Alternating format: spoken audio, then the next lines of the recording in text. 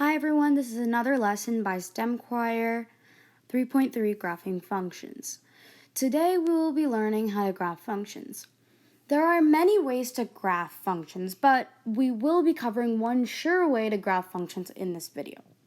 A sure way to graph any kind of function, linear, quadratic, or cubic, etc., would be to plug in values into the function to get the points in order to draw our function.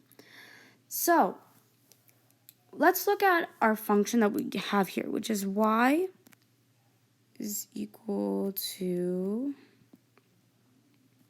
y is equal to 4x plus 3. And this function is linear, which means it's going to be a line.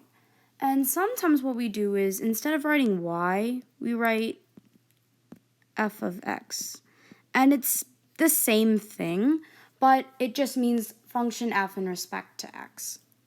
So first what we want to do is we want to draw a table like so, and have x and y at the top. So we have our x values and our y values, and then we want to plug in a few values into this function for x and get our values for y and get our ordered pairs so that we can draw our graph.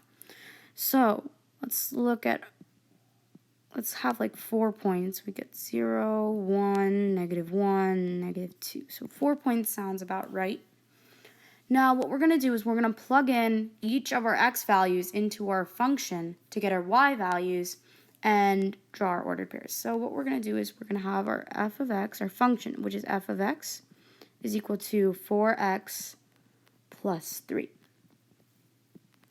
Now let's plug in our first value, which is 0. So let's plug in 0 for x, because that sounds like a good number. So we have f of 0 is equal to, now we plug in 0 for where x is, so 4x, right? So 4 times 0 instead. Now we're going to plug in 0 for x, plus 3. So 4 times 0 is 0, plus 3, and that equals 3. So we would put 3 as our y value when x is 0. So that would be one of our ordered pairs, 0, 3. Now, I would encourage you to pause the video and try and plug in all of the other x values to get your y values.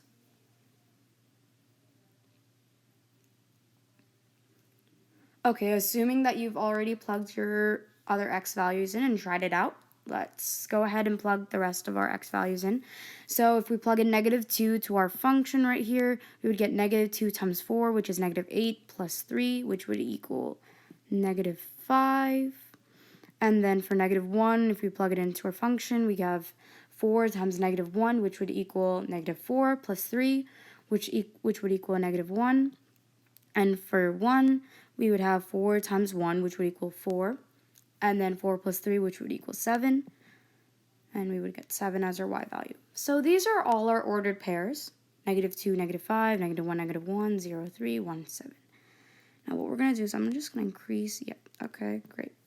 I'm going to increase our points. And now let's just graph all these points onto our graph right here. So we have 0, 3. We're going to put that right